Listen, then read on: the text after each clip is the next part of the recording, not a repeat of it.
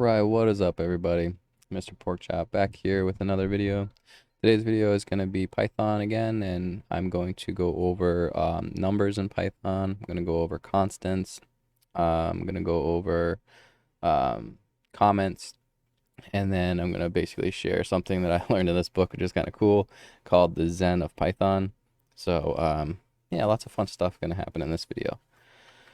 So right now, as you guys can see, I have my Sublime text editor open.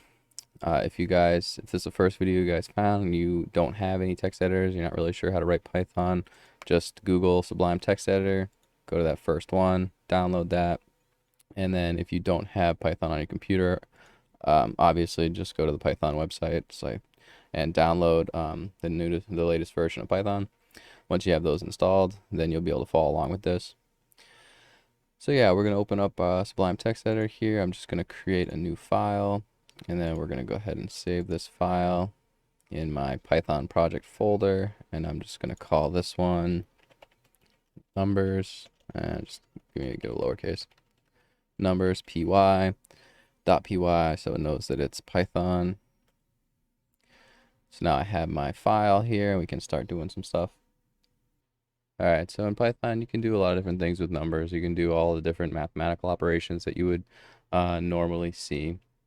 So you can just do like, 2 plus 2, and then right below this we'll just print these things out so we can see exactly what it's doing. Control B will build it, and you get 2 plus 2 is 4. So all those different things. You can also do division, so could do that, and then you get 3.0 in Python. So you can see this number actually has a decimal. When you divide, you're going to end up with a float.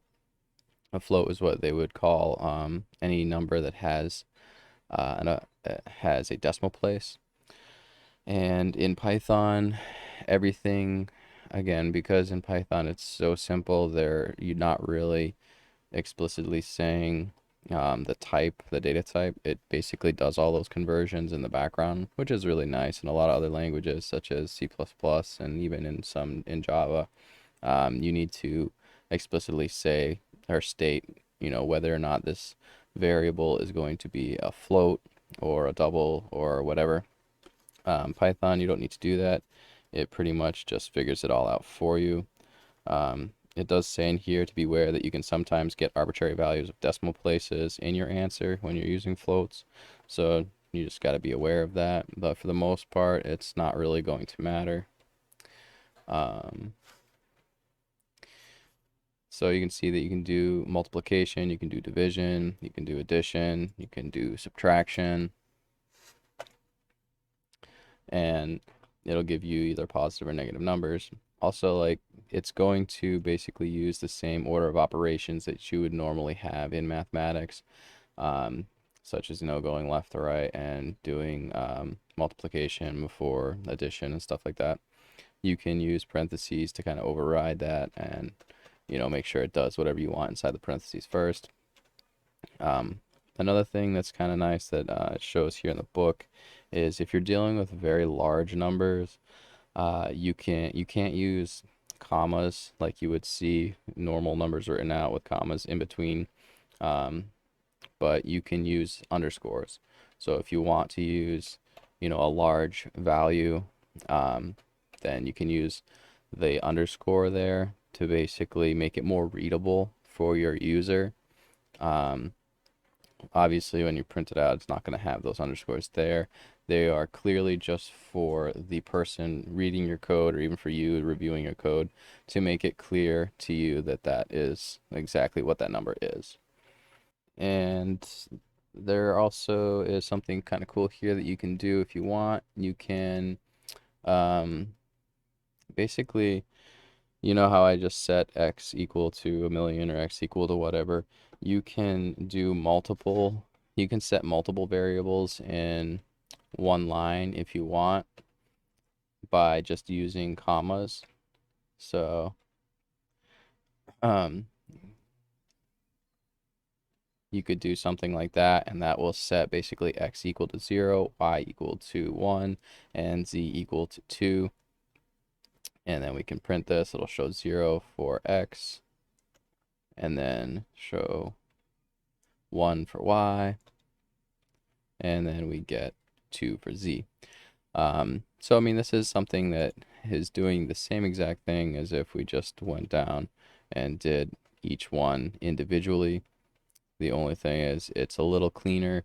It only takes one line. It's all in a row. So it's just something nice that you should be aware of, that you can use in your code if you want to make it look a little nicer. The other thing I'm going to go over is very briefly constants. Now, I did a video not too long ago in C++ and basically went over constants. And in C++, there was a couple, two different constants you can do. You can do just a regular constant, or you can do constant expression. In Python, from what I've been reading in this book, there is no way to actually set a constant. So in Python, if you want to make sure that the person reading your code or you reviewing your code know that this is a constant, then you just make it all uppercase. So if you are going to make a variable, whatever your variable name is going to be, you're just going to basically put that whole thing inside of, or make the whole variable name capitalized, and that is going to mean that this variable is always going to equal whatever you set it to. So here in the example in this book that I've been following, Python Crash Course, they show constants. This is their example, max connections at 5,000. That would be a constant. That would signify that it's never going to change. That value is always going to be set to that. And then the last thing that I'm going to go over in this video, I know it's going to be kind of short. I'm not really doing too much, but the last thing is going to be comments.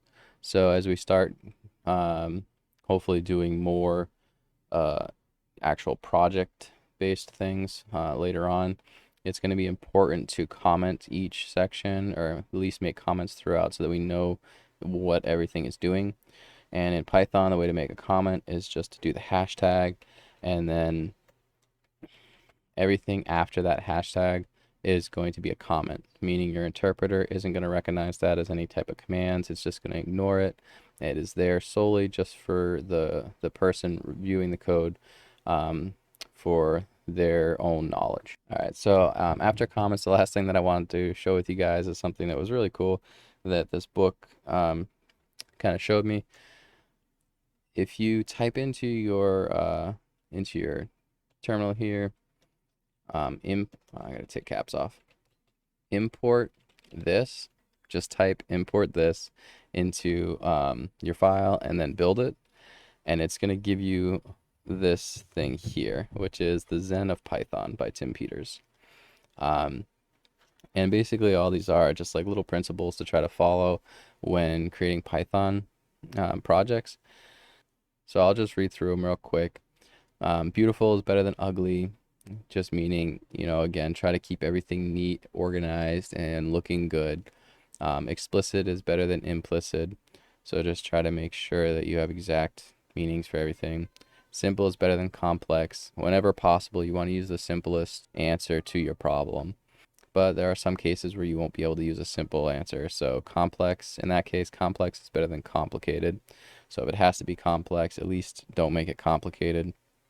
Flat is better than nested, touching on your loops and big O notation, which is again something we'll cover later on down the line, but it has to do with time, space-time complexity, and just making sure that your program isn't taking needless amounts of time. You want to simplify things again. Sparse is better than dense. Readability counts. And that's a great thing about Python readability. It is a very, very simple, non-cluttered language. You don't have to put that much on there. It's very clean and readable. Special cases aren't special enough to break the rules.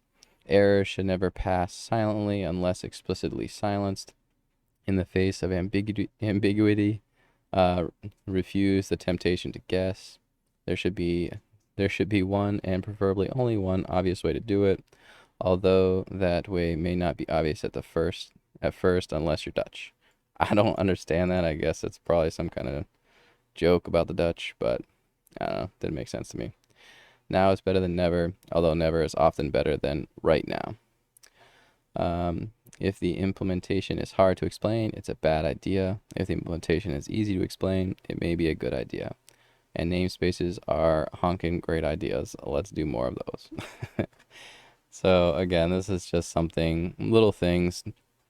Take it for what it is, but they're little things that you can try to keep in mind as you learn Python. And I just thought it was kind of funny. I wanted to show this.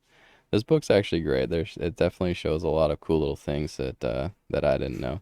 That's gonna be it for this video. The next video that I do, I'm going to touch on lists. It looks like chapter 3 is gonna be introducing lists. So we'll go over indexing and just different list variables. But I'm having a lot of fun with this book. I hope you guys are enjoying these videos. I'm gonna like I said, the next one will be on lists, and we'll see how much more I can add into here. Eventually, these are going to get these videos are going to get a little bit more lengthy and more complicated, and we're going to start actually building projects. But for now, I'm keeping it very simple. These first few introduction videos are just going to be cut into little tiny bits. So hopefully you guys enjoy it. Let me know what you think in the comments, and if you're looking forward to future videos, and if there's anything else you guys really want to see.